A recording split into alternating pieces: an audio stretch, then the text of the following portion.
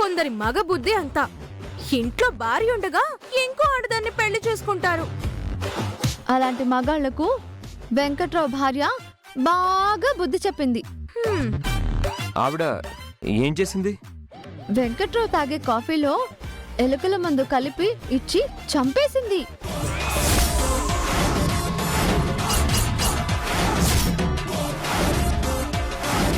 అయినా ఈ కథ రామ్కి ఎందుకు చెప్తున్నావు సీత? రామ్ కూడా నీకు దూరంగా ఉంటున్నాడు కదా, వేరే అమ్మాయితో అఫైర్ పెట్టుకుంటున్నాడని అనుమానిస్తున్నావా సీత? చాచా, నా మామ నిజంగా శ్రీరాముడు.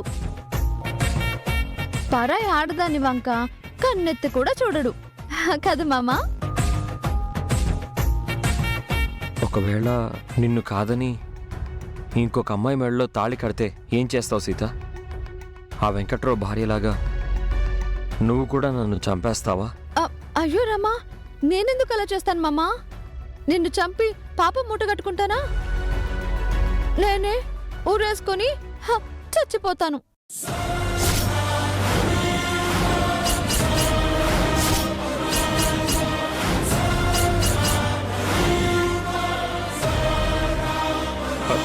సీత, ఏమైంది మామా? ఇంకెప్పుడు అలా అనొద్దు. ఆ ఊహే నేను తట్టుకోలేను. అయినా అలా ఎందుకు జరుగుతుంది మామా? నేనుండగా నువ్వు మరో ఆడదాని మెళ్ళలో తాళి కట్టావు కదా. నువ్వు అలాంటి వాడివి కాదు అని నాకు తెలీదా చెప్పు? అవును, ఇందాకేదో చెప్తానన్నావు, చెప్పు మామా. ఏం లేదు, ఊరికే నిన్ను చూసి వెళ్దామని వచ్చాను. ఇంకా నయం సీతతో నిజం చెప్పలేదు. చెప్పుంటే సీత నాకు మిగిలేదే కాదు. వెళ్ళొస్తాను.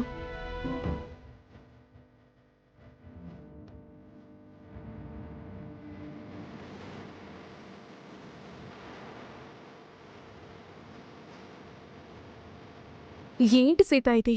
రామ్ ఏం చెప్పాలని వచ్చాడో నీకు తెలుసు కదా. అరే, తెలిసి రామ్ని ఎందుకు బాధ పెట్టావు సీత?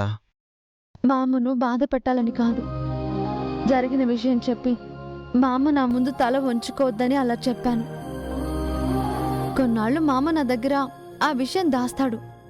ఆ లోపు నేను మిథునలా ఇంటికి వెళ్ళి మహాలక్ష్మి అత్తయ్యను ఆ గౌతమ్ గాడి ఆట కట్టిస్తాను.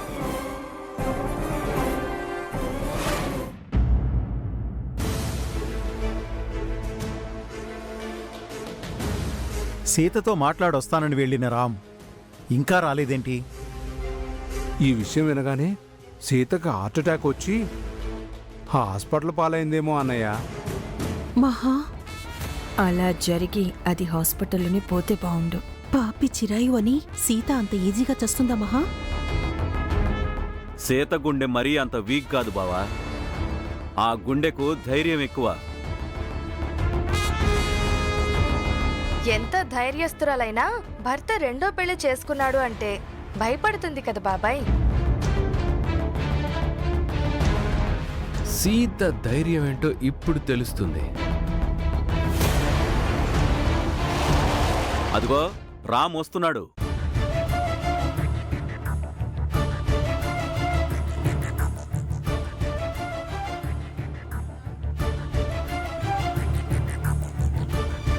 ఏంటి రామ్, నీకు మిథునికి జరిగిన పెళ్లి గురించి సీతతో చెప్పావా? సీత ఏమంది రామ్? నిన్ను తిట్టిందా, ఏడ్చిందా, షాక్తో స్పృహ తప్పి పడిపోయిందా? చెప్పురా, సీతకు జరిగిందంతా చెప్పావా? చెప్పలేకపోయాను. చెప్పలేని పరిస్థితి వచ్చింది. అదేంటి బ్రో, సీతకి నువ్వే నిజం చెప్పాలని వెళ్ళావు, ఎందుకు చెప్పలేకపోయావు? సీత ముందు బావగారు భయపడ్డారేమో. అవునారా? భయంతో సీతకి జరిగిన విషయం చెప్పలేకపోయావా? బాధ్యతతో చెప్పలేకపోయాను పిన్ని. సీత దృష్టిలో నేను ఊహకు అందనంత ఎత్తులో ఉన్నాను. సీత గుండెల్లో నా గుడి కట్టుకుంది. ఈరోజు కూడా నేను వెళ్ళేసరికి మేము త్వరగా కలవాలని దేవుడికి పూజ చేస్తుంది. తనని కాదని నేను మరో పెళ్లి చేసుకున్నానని చెబితే సీత నాకు శాశ్వతంగా దూరం అయిపోతుంది. అందుకనే తనకి ఈ విషయం చెప్పలేకపోయాను. సీత నీకు శాశ్వతంగా దూరం అయ్యే రోజు కోసమే నేనెదురు చూస్తున్నాను రామ్. ఇప్పుడు కాకపోతే రేపెప్పుడైనా సీతకు తెలుస్తుంది కదా రామ్, అప్పుడేం చేస్తావు? రామ్, ఈ సమస్యకు పరిష్కారం ఏంటి? అదే నాకు తెలియట్లేదు. మిథునని వదులుకుంటే ముఖర్జీ అంకుల్ వాళ్ళు గొడవ చేసి పరువు తీస్తారు. అలాగని సీతకి నిజం చెప్తే తట్టుకోలేదు. అసలు సీత దూరం అయితే నేను తట్టుకోలేను. నువ్విప్పుడు మిథున భర్తవి రామ్. ఆ సీత గురించి అంత ఆలోచించాల్సిన అవసరం లేదు. మిథున కంటే ముందు సీత నా భార్య పిన్ని. తన కష్ట సుఖాలని నాతో పంచుకుంది. నాతో కలిసి బతకడం కోసం ఫైట్ చేస్తోంది. అలాంటి సీత కోసం నేను ఆలోచించకుండా ఎలా ఉంటాను? ఆలోచించి ప్రయోజనం ఏముంది రామ్? తెలుసో తెలియకో మీరిద్దరూ తప్పు చేసేశారు. మీ పెళ్లి జరిగిపోయింది. జరిగిందాన్ని మార్చలేం కదా. మిథునతో మూవ్ ఆన్ అవ్వడం తప్ప నీకు వేరే ఆప్షన్ లేదు రామ్. నువ్వు సీతను మర్చిపోయి మిథునని యాక్సెప్ట్ చేసి తీరాల్సిందే. మీ అమ్మ సుమతి దూరమైనప్పుడు నేను కూడా నీలాగే చాలా బాధపడ్డాను రామ్. ఆ తర్వాత మహా నా లైఫ్లోకి వచ్చింది. మనమంతా హ్యాపీగా ఉన్నాం. నీకు అమ్మ దూరం అవ్వడం వేరు, నాకు సీత దూరం అవ్వడం వేరు డాడ్. అమ్మ ప్రాణాలతో లేదు అని తెలిసాక మీరు పిన్నిని యాక్సెప్ట్ చేశారు. కానీ నా సీత బతికే ఉంది. నా కోసమే బతుకుతుంది. అలాంటి సీతని మర్చిపోయి మిథునతో ఎలా బతకగలను? అసలు సీత లేకుండా నేను బతకగలనా? అది నా వల్ల కాదు.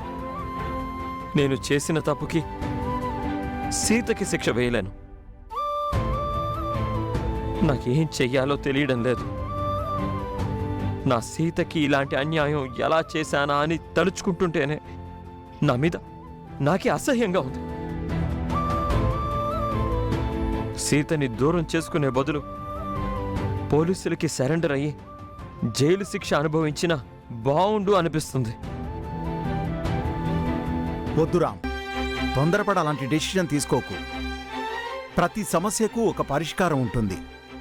నీ ప్రాబ్లంకి సొల్యూషన్ దొరికేంత వరకు కాస్త ఓపిక పట్టు.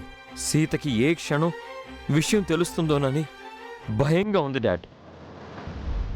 ప్రాణం పోతున్నట్టుంది. ఇప్పుడు అమ్మ బతికుండుంటే నాకు దారి చూపేది. చుట్టూ ఇంతమందున్నా ఫస్ట్ టైం నేను ఒంటరిని అనిపిస్తుంది.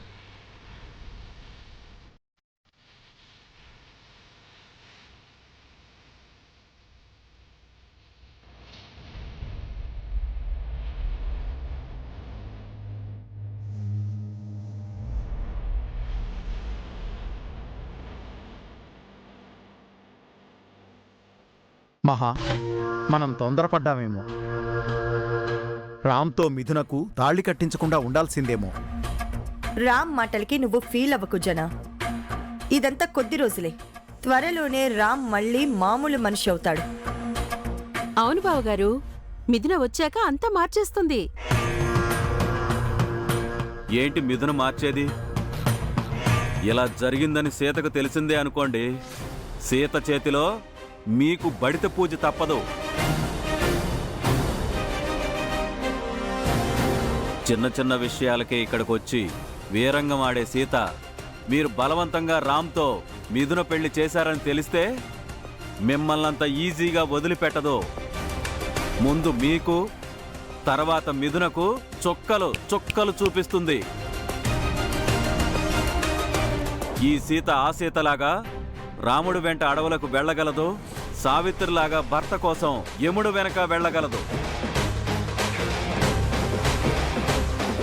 సీతకు ఈ విషయం తెలియనంత వరకే మీరు సేఫ్. ఆ రోజు త్వరగా రాకూడదని దేవుడికి దండం పెట్టుకోండి.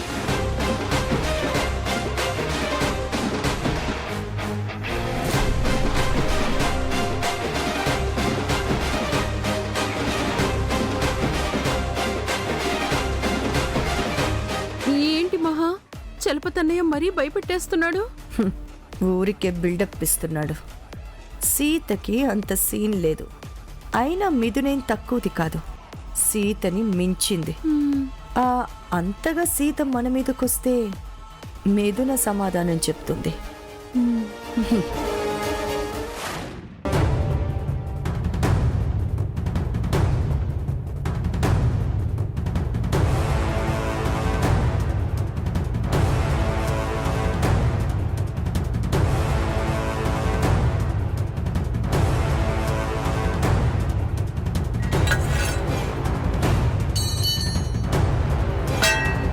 రేఖ రేఖ రేఖ ఆగు ఆగు, ఎందుకు ఇలా చేస్తున్నావు? నన్ను ఆపొద్దు గౌతమ్. ఆగు. నాకొస్తున్న కోపానికి నేనేం చేస్తానో నాకే తెలీదు. ఎందుకంత కోపం? ఇప్పుడు ఏమైంది? మనకి ఫేవర్ గా ఏ ఒక్కటి జరగలేదు, అందుకే కోపంగా ఉంది. రిసార్ట్కి వెళ్లి రాముని చంపాలనుకున్నాం. అరెస్ట్ అయ్యి స్టేషన్కి వెళ్ళాం. రామ్ మిథునల పెళ్లి ఆపాలనుకున్నాం. మన కళ్ళ ముందే ఆ పెళ్లి జరిగిపోయింది. మీ అమ్మ చాలా తెలివిగా మిథున మెళ్ళ రామ్తో తాళి కట్టించింది. ఆ తాళి నేను కట్టాల్సింది. ఏంటి? ఏమీ లేదు, నువ్వు చెప్పిందే నిజం అంటున్నాను. మీ అమ్మకు నీకన్నా ఆ రామ్ ఎక్కువైపోయాడు. నీకు నాకు పెళ్లి చేయకుండా ఆ రామ్ మిథునల పెళ్లి చేసింది. మన పెళ్లికి తొందరే వచ్చింది.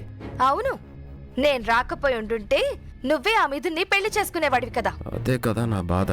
అసలు మీ తల్లి కొడుకులు నా గురించి ఏమనుకుంటున్నారు? నాకు బ్యాక్గ్రౌండ్ లేదు, ఆస్తి లేదు, నేను ఒక అనామకురాల్ని అనుకుంటున్నారు కదా. నాకు ఏం లేకపోయినా తెలివి ఉంది. ఆ తెలివితో మీ అందర్నీ ముంచేస్తాను. ఏయ్, ఎందుకలా మాట్లాడుతున్నావు? మన పెళ్లి చేస్తానని మా అమ్మ మాటిచ్చింది కదా. కానీ మనకంటే ముందు వాళ్ళ పెళ్లి చేసింది కదా. ఇప్పుడు మిథున ఈ ఇంటి పెద్ద కొడలుగా వస్తుంది. నా మీద పెత్తనం చలాయిస్తుంది.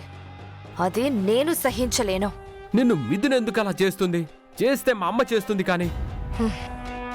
ముందు నన్ను కోడల్ని చేసుకోమని మీ అమ్మతో చెప్పు, తర్వాత కమాండ్ చేయొచ్చు. అటు తిప్పి ఇటు తిప్పి మళ్ళీ పెళ్లి దగ్గరికే వస్తావేంటి? నీకు తెలీదు గౌతమ్, మెళ్ళో తాళి లేకుండా ఎక్కువ రోజులు ఇంట్లో ఉండలేను. మన పెళ్లి జరిగితేనే నాకు ఇంట్లో హక్కులు అధికారాలు వస్తాయి. నేను ఈ ఇంటి కోడలిగా నేను చెయ్యాల్సినవి చెయ్యగలుగుతాను. నాకు అర్థమైంది, నేను అమ్మతో మాట్లాడతాను. నువ్వేం చేస్తావో నాకు తెలీదు. మన పెళ్లి వీలైనంత త్వరగా జరిగిపోవాలి. కాదని మీ అమ్మ ఆలస్యం చేసిందనుకో, మీ తల్లి కొడుకుల గురించి నేను నిజాలు బయట పెట్టాల్సి వస్తుంది. అంత పని చేయికే, అంతవరకు రానివ్వనులే. వెంటనే మన పెళ్లి జరిగేటట్లు చేస్తాను, నన్ను నమ్ము. నమ్ముతున్నాను. ఇక నుంచి ఆ పనిలో ఉండు.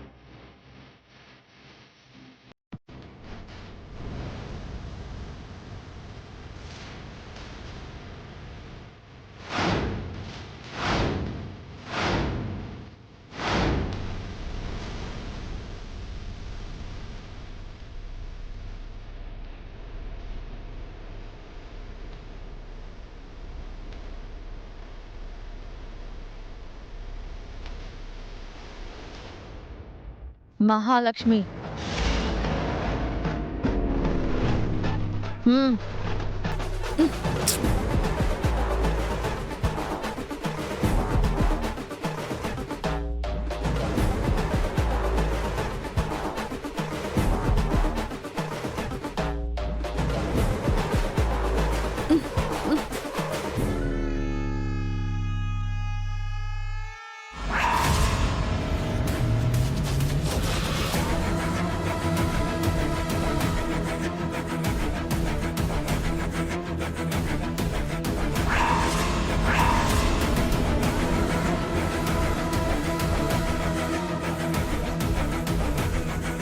నువ్వా?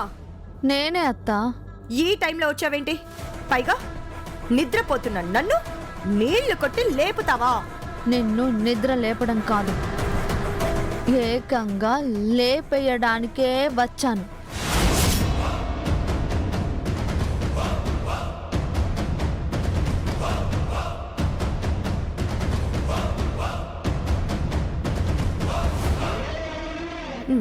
నన్నెందుకు చంపుతావు సీత? నేనేం చేశాను? నువ్వేం చెయ్యలేదో చెప్పు.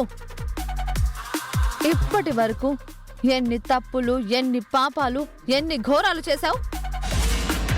ఒకటి కాదు, రెండు కాదు, వందల వేల నేరాలు చేశావు. ఫ్రెండుగా మా అత్తమ్మ జీవితంలోకి వచ్చి తనను ఈ ఇంటికి, ఈ కుటుంబానికి దూరం చేశావు. ఎలాగో బ్రతికి కొన్నాళ్ల తర్వాత తిరిగి వచ్చిన అత్తమ్మను ఎన్నో హింసలు పెట్టి చంపించేశావు. రామ్మామ నా మెడలో తాళి కడితే కొత్త కోడలిగా వచ్చిన నన్ను లోపలికి రానివ్వకుండా ఇంటి బయటే నిలబెట్టేశావు. నన్ను కాదని మా అక్కను ఈ ఇంటి కోడలిగా చేసుకోవాలి అనుకున్నావు. దానికోసం మా సూర్యబావ కాలు విరగొట్టిందే కాక జైల్లో పెట్టించావు. రేవతి పిన్ని పెళ్లికి అడ్డుపడ్డావు. ప్రీతిని ఒక వెధవకిచ్చి పెళ్లి చెయ్యాలి అనుకున్నావు.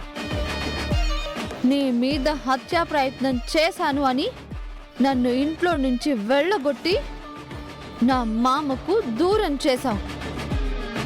ఇలా నువ్వు ఎన్ని తప్పులు చేసినా సహిస్తూ క్షమిస్తూ వచ్చాను. కానీ ఇప్పుడు నువ్వు క్షమించరాని తప్పు చేశావు. ఏం చేశాను సీత? నా రామ్మామతో మిథున మెడలో తాళి కట్టించావు. నాకు తీరని అన్యాయం చేశావు. నీ మోసాన్ని, ద్రోహాన్ని నేను క్షమించను. ఎంతో మంది జీవితాలను నాశనం చేసిన నీ పాపాలను నీ రక్తంతోనే కడిగేస్తాను. నిన్ను చంపి ఆ పాపాలకి ఫుల్ స్టాప్ పెడతాను. వద్దు సీత, నన్ను చంపుకో. నీ దాకా వచ్చేసరికి ప్రాణం మీద తీపి పుట్టిందా?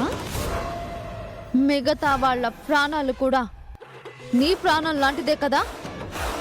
నీదే నా జీవితం, మావి జీవితాలు కావా? మేము మనుషులం కాదా? నచ్చినట్టు సంతోషంగా బ్రతికే హక్కు, స్వేచ్ఛ మాకు లేవా? ప్లీజ్ సీత, రామ్ మిథునతో తప్పు చేశాడు. ఆ పెళ్లి అనుకోకుండా చేయాల్సి వచ్చింది. అందులో నా తప్పేం లేదు. ఆ మిథునతో కలిసి నాటకాలాడి అన్యాయంగా నా మామని ఇరికించావు. నీకు శిక్ష తప్పదు. ఎలాగూ నీ మీద హత్య ప్రయత్నం చేశాను అని నా మీద నింద వేశావు కదా, దాన్ని నిజం చేస్తాను. నువ్వు చావాల్సిందే.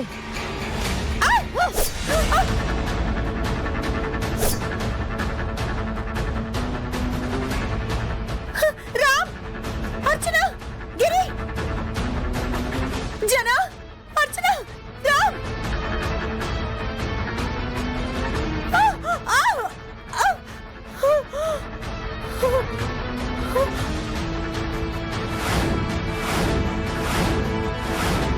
పాపి చిరాయువు అంటారు, కానీ నువ్వు చిరకాలం బ్రతకడం నాకు ఇష్టం లేదు. అల్పాయుష్కురాల్లాగా అర్ధ చావు చావు.